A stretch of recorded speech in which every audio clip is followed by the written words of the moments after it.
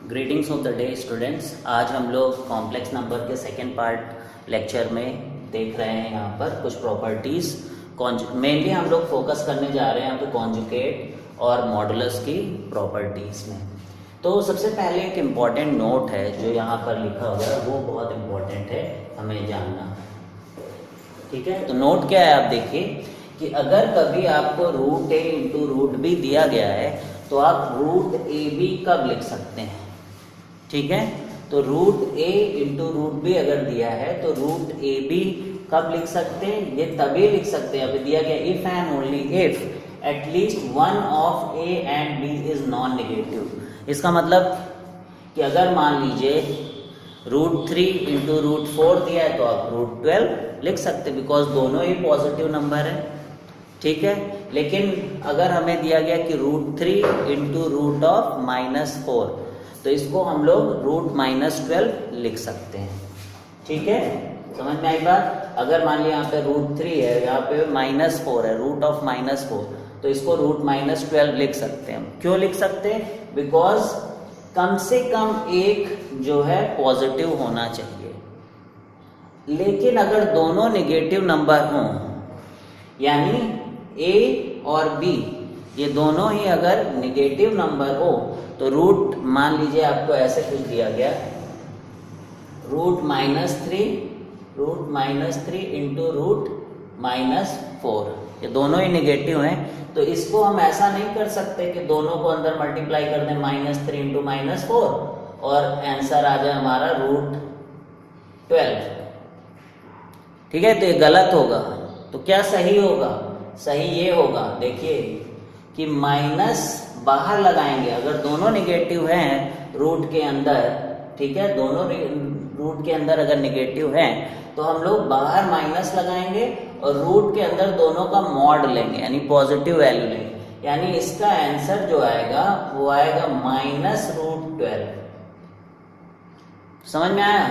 अगर दो नंबर्स को हम मल्टीप्लाई कर रहे हैं जो दोनों रूट हैं तो कब उनको कंबाइन कर सकते हैं? जब उसमें कम से कम एक पॉजिटिव हो। दोनों पॉजिटिव होगा तो कर ही सकते हैं। एक पॉजिटिव एक नेगेटिव है तब कर सकते हैं, लेकिन अगर दोनों नेगेटिव हैं तो उनको मल्टीप्लाई करके हम पॉजिटिव कभी नहीं लिख सकते। जैसे कि अभी मैंने बताया दिस इज रॉन्ग, ये रॉन्ग है। इसका आंसर क्या है? यहाँ पर देखिए आप -√12। तो इसको ध्यान देना है, ये बहुत ही इंपॉर्टेंट चीज है, इसको अच्छे से समझना है। अब हम लोग यहाँ पर कॉन्जुगेट, कॉम्प्लेक्स नंबर में एक कॉन्सेप्ट होता है कॉन्जुगेट का। तो जैसे कि आप जानते हैं कि कॉम्प्लेक्स नंबर को लिखा जा सकता है x + i/y।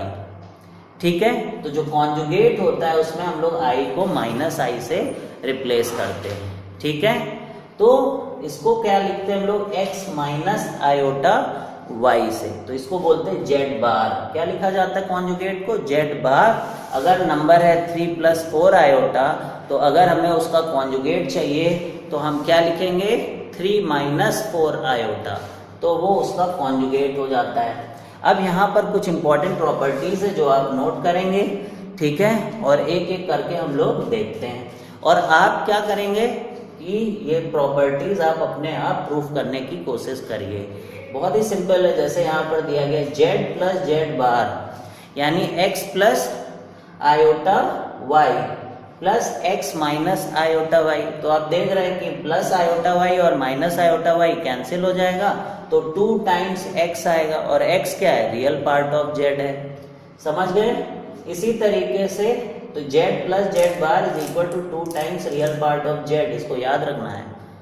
ठीक है, ये सब यूज होने वाला है क्वेश्चन करते वक्त, हमें ये सब याद रहना चाहिए। ठीक है, इसी तरीके से अगर z - z बार करें तो z की जगह आप इसको जब प्रूफ करेंगे तो क्या रखेंगे? x + i/y और z बार की जगह रखिए x - i/y और दोनों सब्ट्रैक्ट करेंगे तो आप देखेंगे कि y आएगा केवल। ठीक है, i टाइम्स y, तो ये क्या आ जाएगा? 2 times imaginary part of z। ठीक है, और यहाँ पे दो इंपॉर्टेंट चीजें दी गई, जैसे यहाँ पे बोला गया z + z bar = 2 times real part of z। तो इसका मतलब यहाँ देखिए अगर z बराबर -z बार हो जाए, z बराबर अगर -z बार हो जाए, इसका मतलब z प्योरली इमेजिनरी नंबर होता है। यानी उसको इस k टाइम्स आयोटा लिख सकते हैं हम लोग। कब ये होगा? जब z की वैल्यू जो हमारा z बार की वैल्यू है उसके माइनस टाइम हो जाए, तब वो प्योरली इमेजिनरी होता है। इसका मतलब क्या है? जैसे मान लिया x प्लस आयोटा y है, तो अब प्योरली इमेजिनरी होने का मतलब x यहाँ पर 0 है। तो अब आप देखिए कि अगर कॉन्जुगेट का लिखा जाएगा तो माइनस आयोटा y आएगा, और इसमें आगे हमने क्या लगा दिया? माइनस। तो माइनस माइनस प्लस। तो ये कब ऐसा पॉसिबल है? देखिए यहाँ पे x नहीं है, तो इसका मतलब z हमारा प्योरली इमेजिनरी नंबर होगा।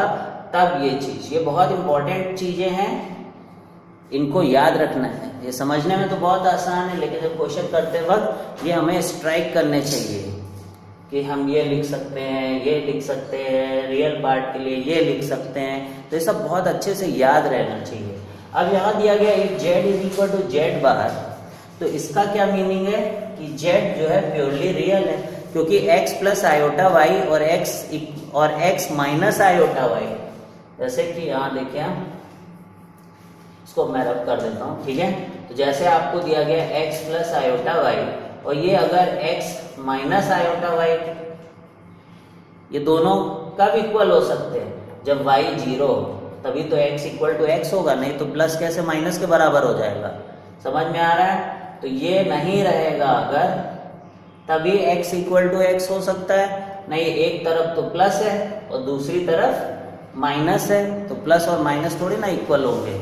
तो इसलिए आप y अगर 0 हो तभी ऐसा लिख सकते हैं कि x plus iota y is equal to x minus iota y. This implies कि y 0 है, ठीक है। y 0 से निगेटिव नंबर मल्टीप्लाई करेंगे तो 0 ही होगा, पॉजिटिव से भी 0 मल्टीप्लाई करेंगे तो 0 ही होगा। तो ये यही बात यहाँ पर लिखी गई है कि z जो है प्योरली रियल होता है। अब आप देखिए कि अगर किसी चीज के कॉन्जुगेट का कॉन्जुगेट लें आप, तो फिर वापस से आपको वही कॉम्प्लेक्स नंबर मिल जाएगा। मतलब कि x माइनस आयोटा वाई है, ये किसका कॉन्जुगेट है? z का, यानी ये z बार है। अब अगर मैं इसका भी बार ले लूँ दोबारा से, तो अब फिर मुझे i को माइनस आई से रिप्लेस करना पड़ेगा, और अगर मैं फिर यहाँ पे माइनस आई रख दूंगा तो माइनस माइनस क्या हो जाएगा? प्लस। तो इसलिए z का कॉन्जुगेट, फिर उसका भी कॉन्जुगेट लेने पे वापस से z हमें मिल जाता है। क्लियर है? और ये बहुत ही इंपॉर्टेंट प्रॉपर्टी है कि z1 प्लस z2 का बार, यानी z1 प्लस z2 का कॉन्जुगेट अगर लें तो वो किसके बराबर होता है? अलग अलग दोनों के कॉन्जुगेट के सम के बराबर होता है। तो कॉन्जुगेट जो होता है वो डिस्ट्रीब्यूट हो जाता है सम के ऊपर, यानी आपको पूरे का दिया गया है तो आप उसे अलग अलग करके लिख लीजिए, z1 बार प्लस z2 बार करके लिख सकते। इसी तरीके से मल्टीप्लिकेशन में भी होता है, z1 इंटू z2 का बार दिया है तो उसको हम z1 बार इंटू z2 का बार लिख सकते हैं। इसी तरीके से डिवीजन में भी आप डिस्ट्रीब्यूट, तो आप याद कर लीजिए कि प्लस में, इंटू में, डिवाइड में, सब में जो है अगर पूरे का बार दिया गया हो तो हम उसको अलग अलग कर सकते हैं। यहाँ पर भी देखिए अलग कर लिया, z1 बार अपॉन z2 बार। क्लियर है बात? ये सब आप याद करके रखिए, ठीक है। क्वेश्चन अभी हम लोग देखेंगे तो देखोगे कि इसका यूज हो रहा है इन प्रॉपर्टीज का।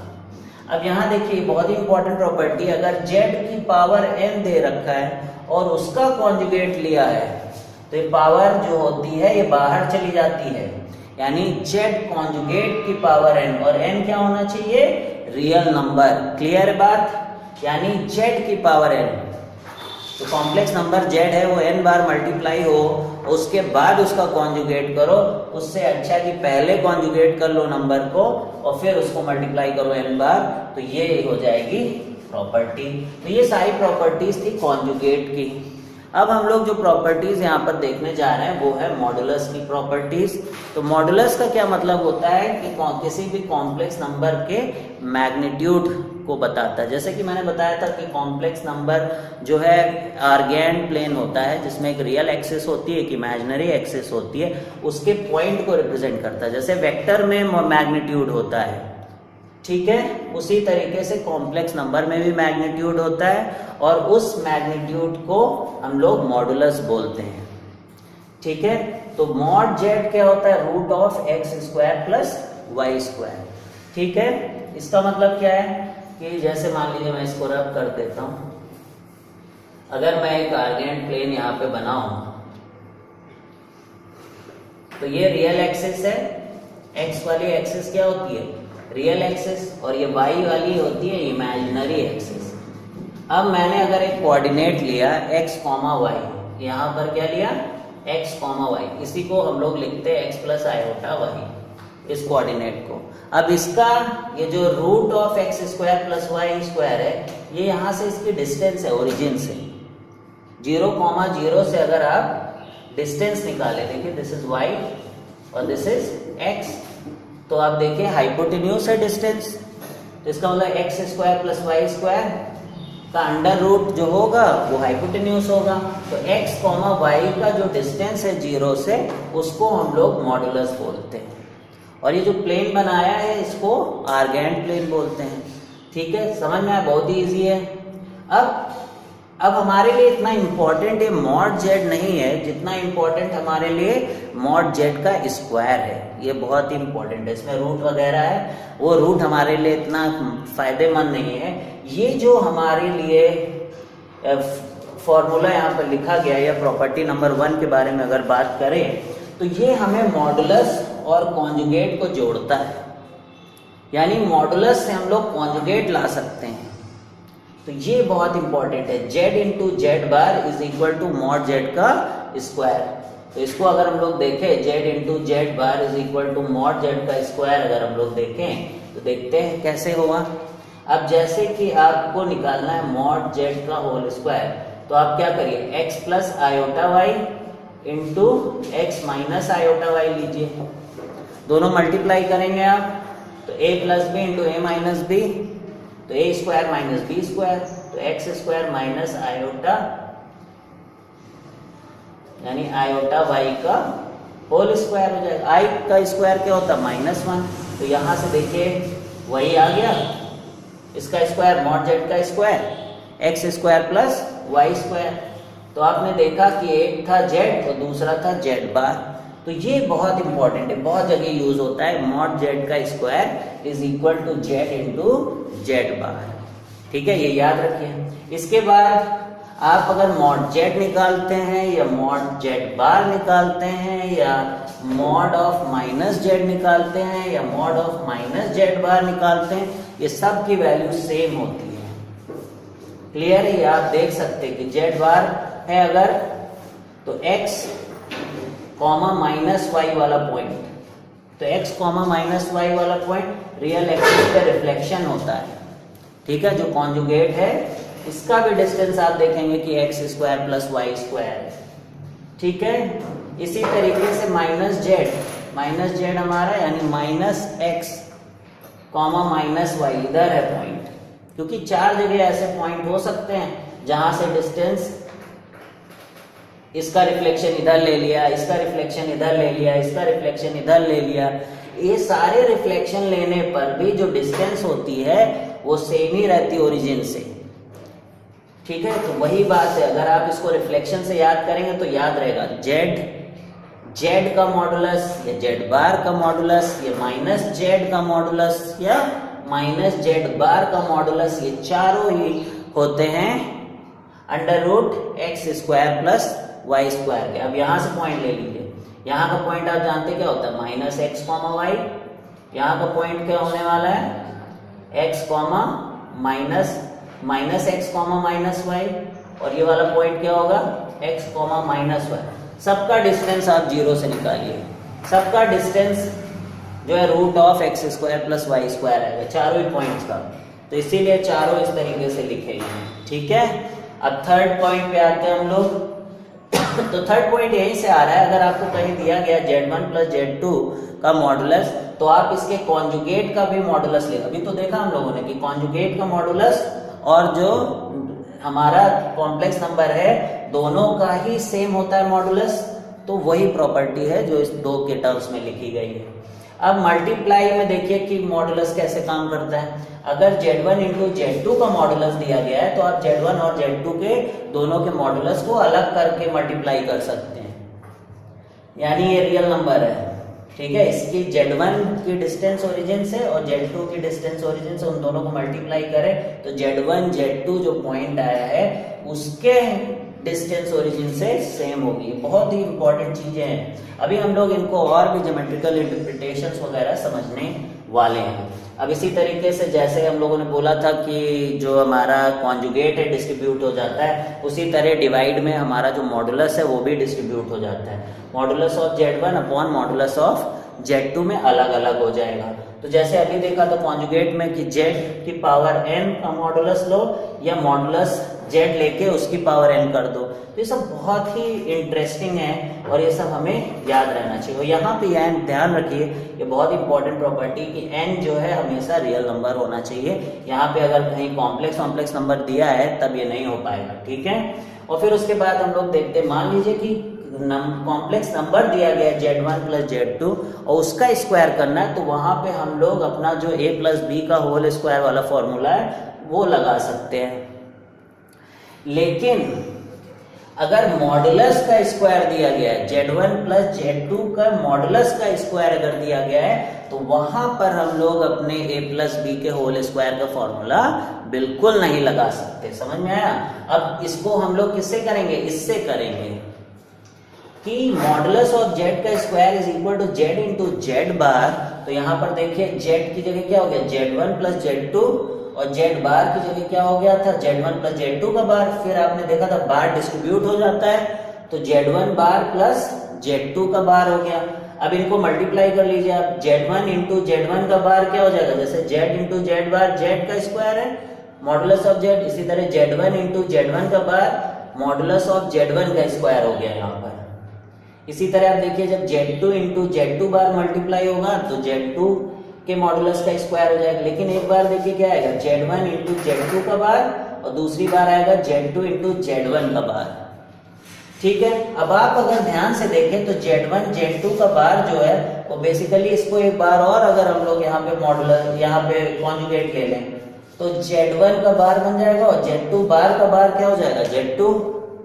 ठीक है, मतलब क्या बोला जा रहा है कि Z1 Z2 का बार और यहाँ क्या लिखा है? Z2 Z1 का बार। ये जो लिखा है इसको ऐसे भी लिख सकते हैं हम लोग, Z1 Z2 का बार प्लस Z1 Z2 के बार का बार। ठीक है, क्यों? क्योंकि देखिए Z1 बार आ गया और Z2 Z2 का बार Z2 हो गया। ठीक है, तो इसका मतलब ये चीज यही है, Z प्लस Z बार और z प्लस जेड बार क्या होता है? 2 टाइम्स रियल ऑफ z। तो वही यहाँ पे हमने लिख लिया 2 times real part of Z1 Z2 बार। और इसी को ऐसे भी लिखा जा सकता है बिकॉज अभी हम लोगों ने बोला कि आप चाहे कॉन्जुगेट के रियल पार्ट को लें और या नॉर्मल कॉम्प्लेक्स नंबर के रियल पार्ट को लें, दोनों सेम होता है। तो चाहे हम Z1 Z2 बार का रियल पार्ट यहाँ लिखें या Z1 बार Z2 का रियल पार्ट यहाँ पे लें, एक ही बात होती है। ठीक है, तो ये जो है बहुत सिंपल प्रॉपर्टीज हैं लेकिन याद थोड़ा सा करने में दिक्कत आती है। इसको आप कई बार अगर करेंगे तो आपको याद हो जाएगा बिकॉज कॉम्प्लेक्स नंबर के क्वेश्चन को करने के लिए आप देखेंगे कि इन प्रॉपर्टीज का बहुत यूज किया जाता है। अब इसके बाद हम लोग इन प्रॉपर्टीज के बेसिस पे आगे क्वेश्चन करने जा रहे हैं, आप नोट कर लीजिए।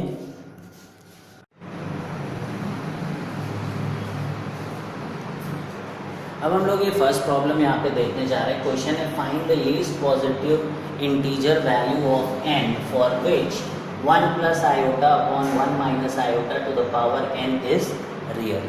ठीक है, तो कॉम्प्लेक्स नंबर थोड़ा सा बच्चों को डिफिकल्ट लगता है बिकॉज बहुत सारी चीज़ें होती, बहुत सारे कॉन्सेप्ट्स होते हैं तो उनको याद रख पाना बहुत ही डिफ़िकल्ट रहता है।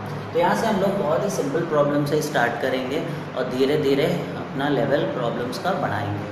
तो यहाँ पे अगर क्वेश्चन देखें तो 1 plus iota upon 1 minus iota to the power n को बोल रहे हैं कि क्या n की ऐसी वैल्यू रखी जाए, वो भी पॉजिटिव इंटीजर वैल्यू, जिससे कि ये रियल बन जाए। तो क्वेश्चन देखिए आप, तो क्वेश्चन है 1 plus iota upon 1 minus iota की पावर n। अब कभी भी अगर कोई कॉम्प्लेक्स नंबर डिवाइड के फॉर्म में दिया होता है तो सबसे इम्पॉर्टेंट होता है कि हम नीचे से जो कॉम्प्लेक्स नंबर है उसको ख़त्म करना चाहते हैं। तो उसके लिए इम्पॉर्टेंट है कि हम जो डिनोमिनेटर में है उसके कॉन्जुगेट से हम लोग मल्टीप्लाई करें। जैसे कि आपने पढ़ा था जेड बार मॉड जेड का स्क्वायर हो जाता है। इससे क्या फ़ायदा होता है कि एक रियल नंबर बन जाता है, बिकॉज मॉड जेड स्क्वायर एक रियल नंबर होता है। तो वही काम यहाँ पर हम लोग करते हैं। तो ये हो गया 1 plus iota upon 1 minus iota into 1 plus iota into 1 plus iota, और पूरे की पावर क्या है n। अब नीचे देखिए आप क्या हो गया 1 माइनस आयोटा का स्क्वायर, और आयोटा का स्क्वायर होता है -1, यानी कि नीचे हो गया 2। तो नीचे 2 हो गया 1 स्क्वायर माइनस आयोटा स्क्वायर, और आयोटा स्क्वायर -1 है तो माइनस माइनस प्लस 1, तो ये 2 हो गया। और ऊपर हो गया 1 प्लस आयोटा का होल स्क्वायर। तो मैंने बताया था आपको कि अगर कॉम्प्लेक्स नंबर का स्क्वायर करना है तो a प्लस बी का होल स्क्वायर लगा सकते हैं हम लोग। तो 1 plus iota square plus 2 iota, 1 plus iota square क्या हो गया 0, बिकॉज आयोटा स्क्वायर -1 है तो ये 0 हो गया। तो यहाँ से हम लोग लिख सकते हैं 2 आयोटा अपॉन 2 की पावर n। अब 2 कैंसिल हो गया, अब आयोटा की पावर n आ गया। अब आयोटा की पावर n आ गया है। अब हमें क्या चाहिए, लीस्ट वैल्यू ऑफ n अगर पॉजिटिव इंटीजर। यहाँ पे ध्यान देना कि क्या लिखा रहता है उसके हिसाब से ही आंसर हमको देना है। तो ये बोल रहा है पॉजिटिव इंटीजर वैल्यू। अब देखिए पॉजिटिव इंटीजर वैल्यू 1 से शुरू होती है, तो 1 में तो आयोटा आ जाएगा, लेकिन आयोटा स्क्वायर करेंगे तो क्या आएगा -1, जो कि रियल है। तो यहाँ से आंसर हमारा n = 2 आ गया। क्लियर है? तो इसी तरीके से n में कोई कंडीशन दे सकते हैं, कुछ भी दे सकते हैं। On the basis of that तुम्हें चेक करना है कि आयोटा की किस पावर पे वो रियल आए। तो यहाँ से आप समझ गए होंगे कि किस तरीके से करना है। तो इम्पॉर्टेंट पॉइंट क्या है कि आपको क्या करना है, जब भी डिवाइड में कॉम्प्लेक्स नंबर के हो तो आपको उसके कॉन्जुगेट से मल्टीप्लाई करना है, इस प्रॉपर्टी को यूज़ करते हुए उसको रियल बनाने के लिए।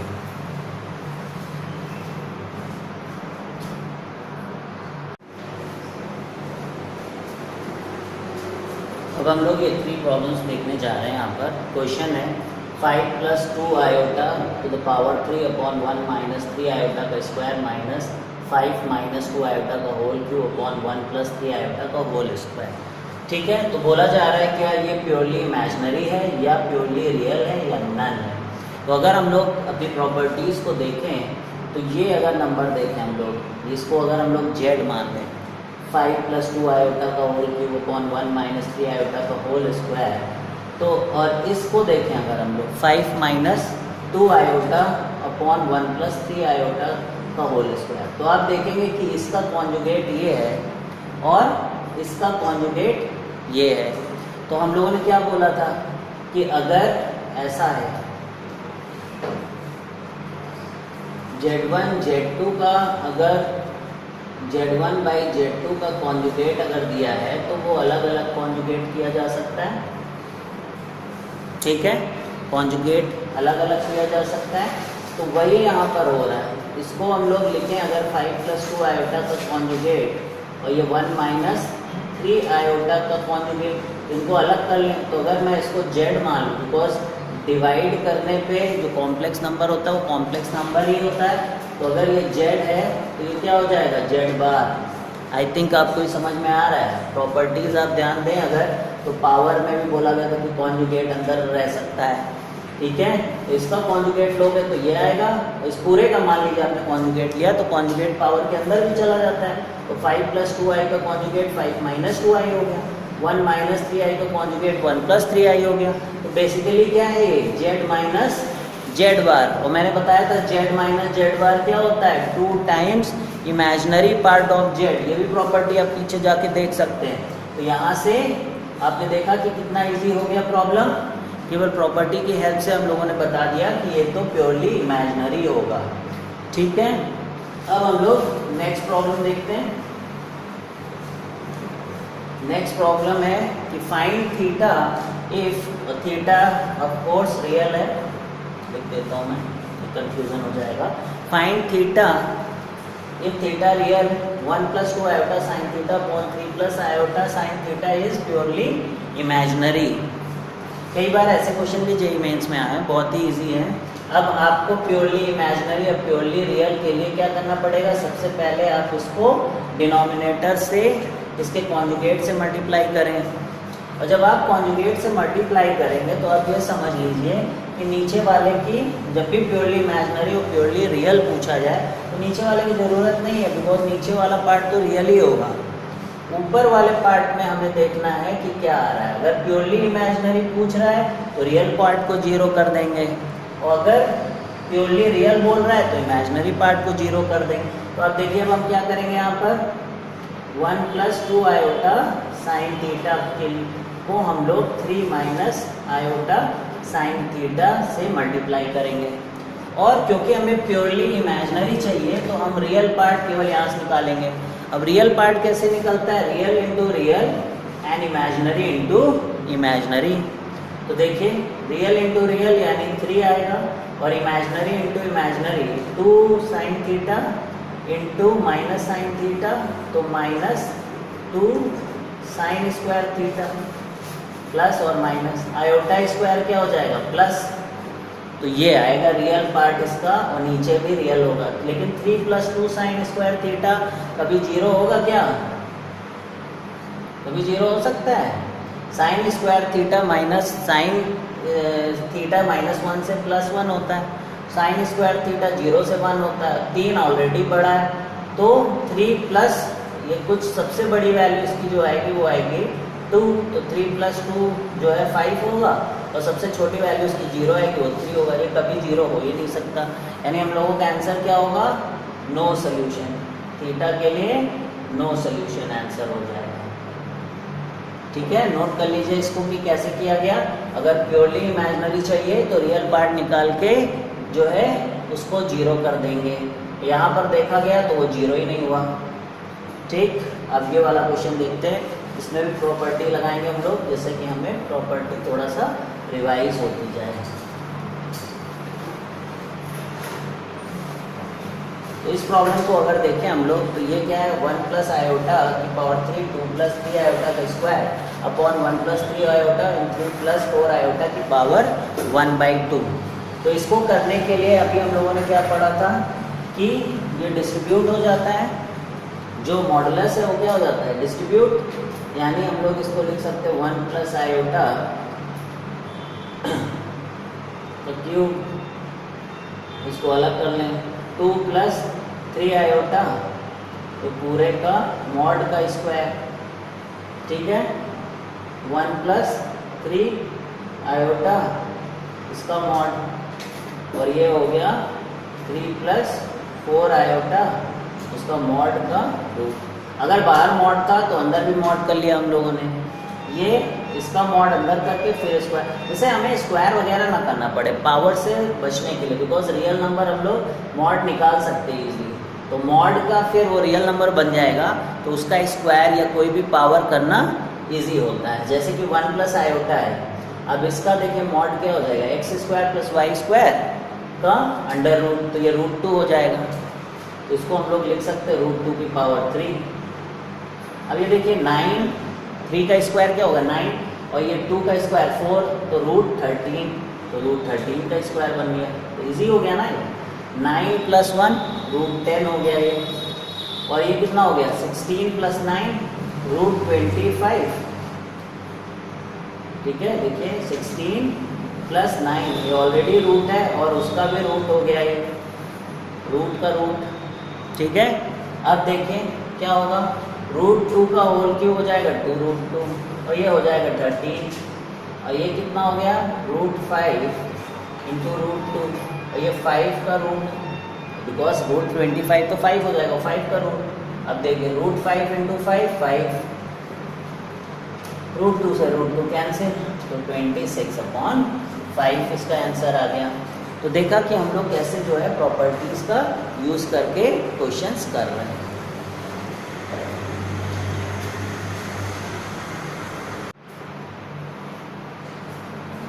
अब हम लोग यहाँ पे नेक्स्ट प्रॉब्लम देख रहे हैं। क्वेश्चन है if x = -1 + √2 iota express x⁵ + 3x², x⁴ + x² + 2x + 1 as complex number. तो अगर आप सोचते हैं कि हम यहाँ पर x की जगह इसको रख के पावर 5 कर देंगे 3 टाइम्स इसको पावर 4, तो ये बहुत टाइम टेकिंग है, ठीक है। तो इससे अच्छा हम लोग इसे क्या करेंगे, देखिए तो सबसे पहले हम इसे लिखेंगे x is equal to -1 plus √2i, ठीक है। अब आप इसको इधर भेज दीजिए, ये हो जाएगा x प्लस 1 और ये रहा √2i। इसको स्क्वायर कर देंगे, तो स्क्वायर करेंगे तो क्या आएगा, x प्लस 1 का होल स्क्वायर, और इसका स्क्वायर करेंगे तो आएगा √2 का स्क्वायर 2 हो जाएगा और i स्क्वायर का -2। तो यहाँ से आया x square plus 1 plus 2x plus 2 equal to 0, यानी x square plus 2x plus 3 equal to 0, ठीक है। ये समझ में आया। अब यहाँ से ये आ गया, इसकी वैल्यू 0 है। अब देखिए क्या करते हैं हम लोग इस तरीके के क्वेश्चन को करने के लिए, अब हम इसे अपने लॉन्ग डिवीजन से इसको डिवाइड कर देंगे, x की पावर 5 प्लस 3x की power 4 plus x square plus 2x plus 1। इसको किससे डिवाइड करें हम लोग, x square plus 2x plus 3 से। अब यहाँ देखिए लॉन्ग डिवीजन कैसे करेंगे, यहाँ पे x क्यूब हो जाएगा x की पावर 5, ये क्या हो जाएगा 2x की पावर 4 और 3x क्यूब, इसको मैंने इधर लिख लिया 3x क्यूब। अब इसको माइनस कर दिया, कैंसिल हो गया, ये कर दिया और इसमें माइनस कर दिया, तो ये आया x की पावर 4 और ये आ गया -3x क्यूब। अब इसको मैंने उतार लिया इधर से, x square plus 2x plus 1।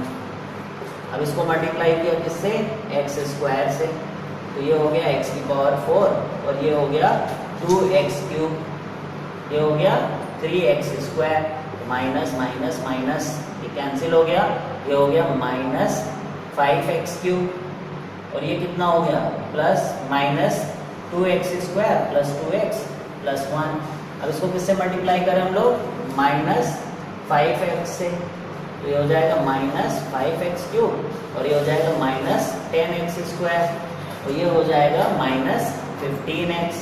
ये प्लस हो गया, ये प्लस हो गया, प्लस हो गया, ये कैंसिल हो गया और ये कितना बचा 8x स्क्वायर और ये कितना बच गया 17x और ये बचा +1, ठीक है। अब इसको किससे जाना चाहिए, 8 से, ये बन गया 8x स्क्वायर और ये हो गया 16x और ये हो गया हमारा 24, तो ये काट गया, माइनस माइनस माइनस ये कट गया, दिस इज x और ये कितना आया -23 रिमाइंडर। तो ये हम लोगों ने लॉन्ग फॉर्म ऑफ डिवीजन किया। अब यहाँ से देखिए हम लोग क्या कर सकते हैं, इसका मतलब ये जो नंबर है इसको product of this plus this लिख सकते हैं, divisor into dividend plus remainder लिखा जा सकता है इसके फैक्टर की तरीके से। तो यानी कि इस पूरे को अब हम लोग लिखेंगे x square plus 2x plus 3, ठीक है।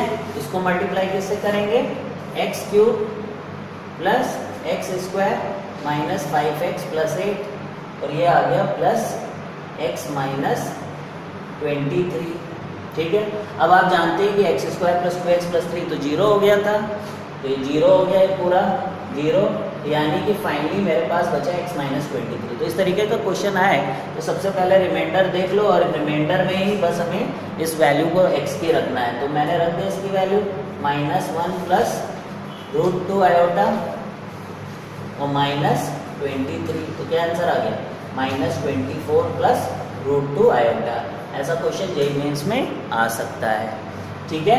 तो देखा आपने, तो क्या करना है एक बार फिर से आप देख लीजिए। सबसे पहले ये जो नंबर हो इससे आप पूरा रियल करके एक तरफ 0 के इक्वल कर लीजिए, कोई पॉलिनोमियल बनना चाहिए, ठीक है। उसके बाद आप इससे अपने इस जिसको भी बोल रहे हैं कि कॉम्प्लेक्स नंबर के फॉर्म में रिप्रेजेंट करो, उसको आप डिवाइड कर दीजिए और डिवाइड करने के बाद फिर आप रिमाइंडर केवल रखिए और रिमाइंडर में अपने x की वैल्यू रखेंगे और आपका कॉम्प्लेक्स नंबर बन जाएगा।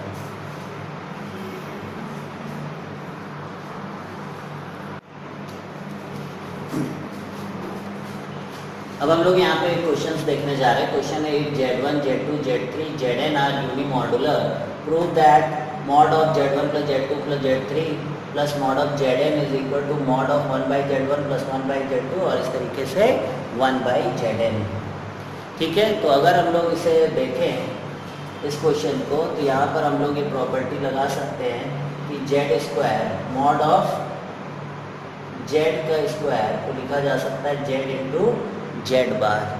ठीक है, तो अगर हम लोग कॉन्जुगेट ले लें, मान लीजिए ये है और इसका हम लोग क्या कर लें, और एक और इम्पॉर्टेंट चीज़ है यहाँ पर, ये जितने भी नंबर है इनका जो मॉड का जेड स्क्वायर है वो यूनिमॉडुलर है, मतलब सबके मॉड की वैल्यू जो है के स्क्वायर की वैल्यू 1 है, यानी कि Z1 इंटू Z1 बार 1 लिखा जा सकता है, यानी Z1 बार को 1/Z1 लिख सकते हैं। इसी तरह Z2 बार को, कोई भी Zi बार को हम लोग 1/Zi लिख सकते हैं। तो ये प्रॉपर्टी हम लोग यहाँ पर यूज़ करेंगे। ठीक है, तो अभी हम लोगों ने क्या कहा था कि अगर मॉड Z1 है तो मॉड Z बार भी 1 होगा। देखिए आप, हम लोगों ने क्या बोला था, mod of Z is equal to minus mod of Z और मॉड ऑफ Z बार।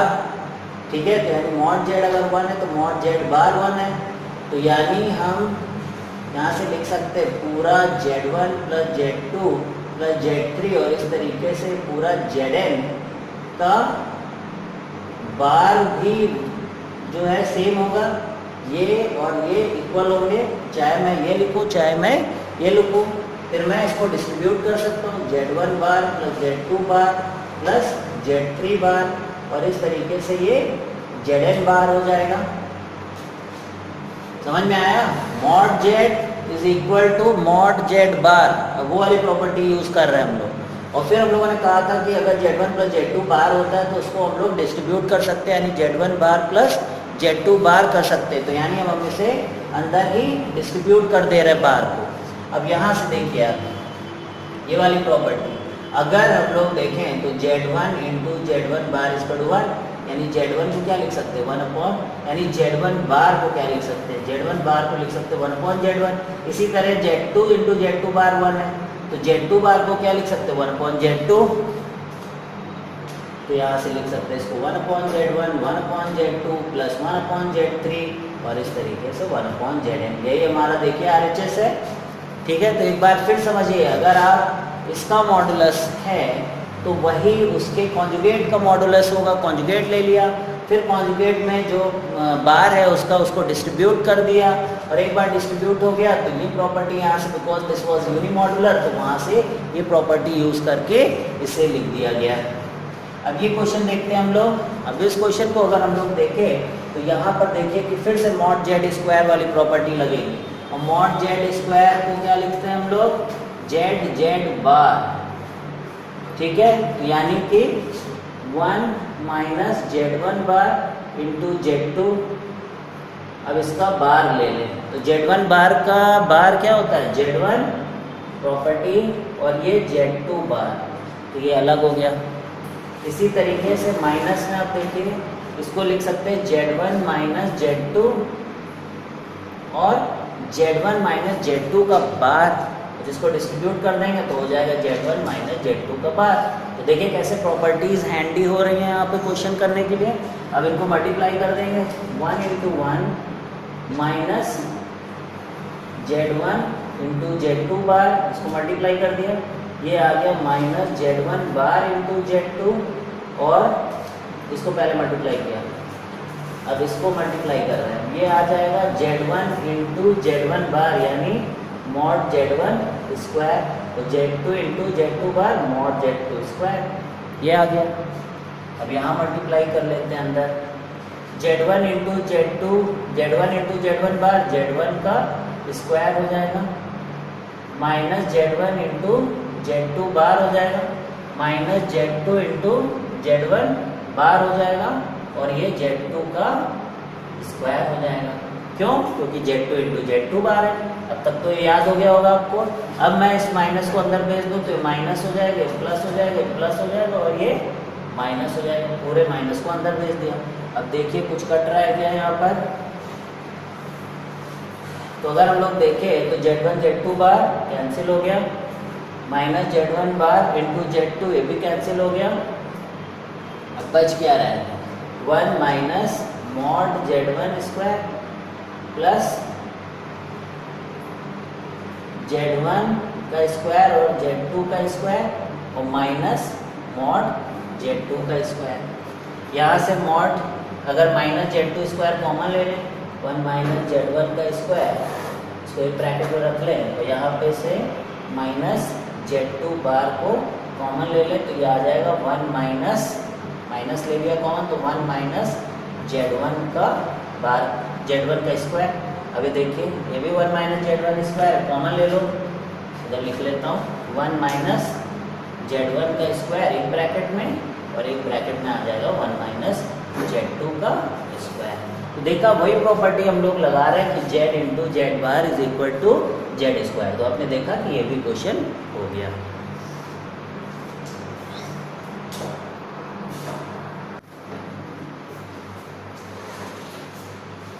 तो यहाँ पे गिवन है mod of Z1 bar minus 2 Z2 bar upon 2 minus Z1 Z2 bar का modulus is equal to 1 and mod of Z2 is not equal to 1, then we have to find out the value of Z1 bar. तो यहाँ पर अगर question देखें तो modulus दे रखा है, तो मॉडुलस की प्रॉपर्टी देख के, क्योंकि डिवाइड में है ये, तो मॉड को हम लोग स्प्लिट कर सकते हैं न्यूमरेटर और डिनोमिनेटर में। फिर मैं क्या कर रहा हूँ इसी स्टेप में कि डिनोमिनेटर वाले मॉड को इधर भेज देता हूँ। तो यानी कि ऐसा लिखा जा सकता है mod of Z1 bar minus 2 times Z2 बार, और यहाँ से मॉड 2 माइनस Z1 Z2 बार। तो मैंने पहले भी बोला था आपसे कि मॉड इतना इंटरेस्टिंग नहीं है जितना मॉड का स्क्वायर इंटरेस्टिंग है, क्योंकि मॉड Z स्क्वायर को Z इंटू जेड बार लिख सकते हैं, और फिर वहाँ से प्रॉपर्टीज़ यूज़ की जा सकती है और नॉर्मल अलजेब्रा भी लगाया जा सकता है। तो इसलिए इसको स्क्वायर कर दिया। ये सब आपको अलग स्टेप्स में लिखना है। अब यहाँ पर देखिए, अब इसको मैं क्या लिखूँगा, Z1 बार माइनस 2 Z2 बार, यहाँ ब्रैकेट में इसका क्या कर लिया, कॉन्जुगेट ले लिया, तो ये Z1 हो गया, तो ये माइनस 2 Z2 हो गया।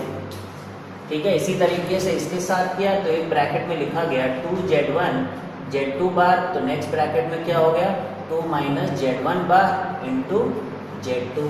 अब हम लोग क्या करेंगे, मल्टीप्लाई कर देंगे Z1 into Z1 that is mod Z1 का स्क्वायर। फिर से एक बार प्रॉपर्टी लगाई, 2 into Z1 bar into Z2 हो गया। अब इससे मल्टीप्लाई कर रहे हैं, 2 इंटू Z1 इंटू Z2 बार हो गया, और ये हो गया प्लस 4 Z2 बार, यानी दैट इज स्क्वायर। ठीक है, अब यहाँ से देखो, अब 2 इंटू 2 4 हो गया, minus 2 Z1 bar into Z2 हो गया, ये हो गया minus 2 into Z1 into Z2 बार हो गया। फिर दोनों मल्टीप्लाई हो जाएंगे चौथे टर्म में, और ये हो जाएगा Z1 बार इंटू Z2 बार हो गया। अब देखिए यहाँ से कुछ स्प्लिट हो रहा है, कुछ कट सकता है, ये कट गया और ये भी कट गया। ठीक है, तो यहाँ से क्या लिख सकते हैं, देखिए Z1 बार प्लस 4 Z2 का square, Z1 square plus 4 Z2 square is equal to 4 plus Z1 square mod Z2 square. तो इनको एक तरफ कर लेते हैं हम लोग, एक तरफ करने से Z1 square minus Z1 square into Z2 square हो गया, और 4 माइनस 4 टाइम्स Z2 का स्क्वायर हो गया। यहाँ से Z1 कॉमन ले लीजिए, Z1 स्क्वायर, यहाँ से आया 1 माइनस Z2 का स्क्वायर, यहाँ से 4 कॉमन ले लीजिए, 1 माइनस मॉड Z2 का स्क्वायर। अब देखिए मॉड Z2 क्योंकि 1 नहीं है दे रखा है, तो इसका मतलब इनको कैंसिल कर सकते हैं। अब आप देखिए आंसर क्या आ गया आपका, mod Z1 square is equal to 4, तो मॉड Z1 की वैल्यू कितनी आ गई 2। ठीक है, तो मॉडुलस पॉजिटिव ही हो सकता है, तो मॉड Z1 हमारा 2 आ गया।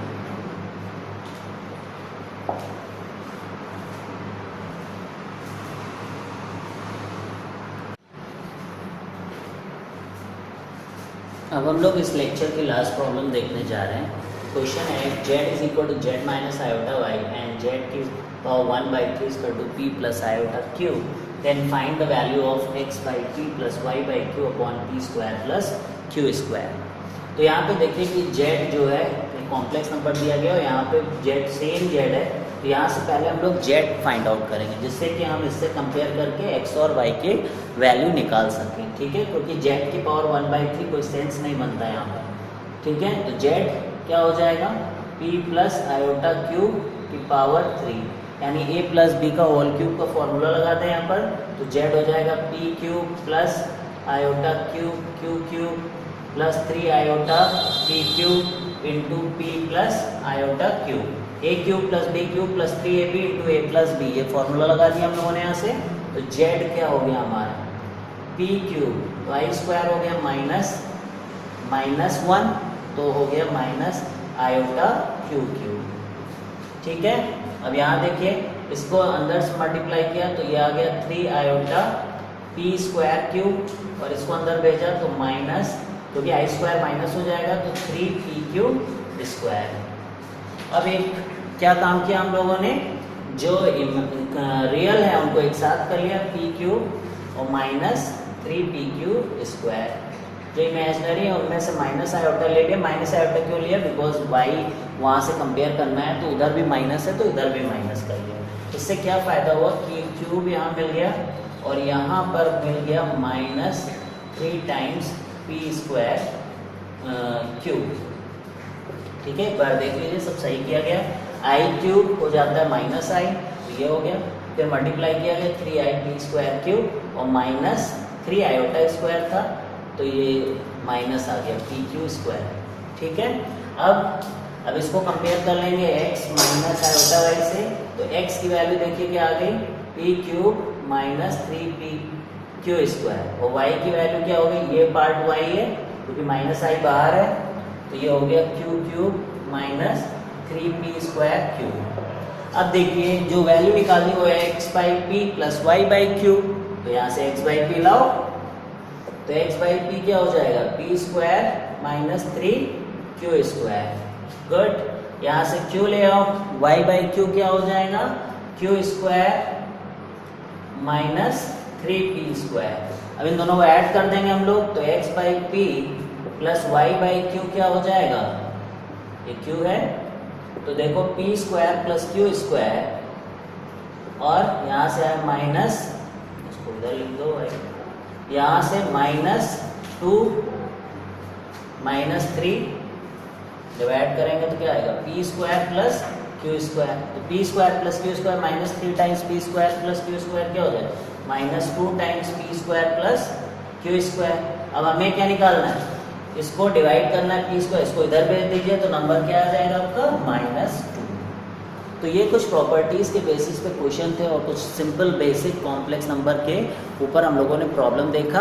अब नेक्स्ट लेक्चर में हम लोग आर्गेंट प्लेन पढ़ेंगे और उसके ऊपर कुछ प्रॉब्लम्स करेंगे और अब हम लोग ज्योमेट्री की तरफ धीरे धीरे कॉम्प्लेक्स नंबर में पढ़ रहे हैं।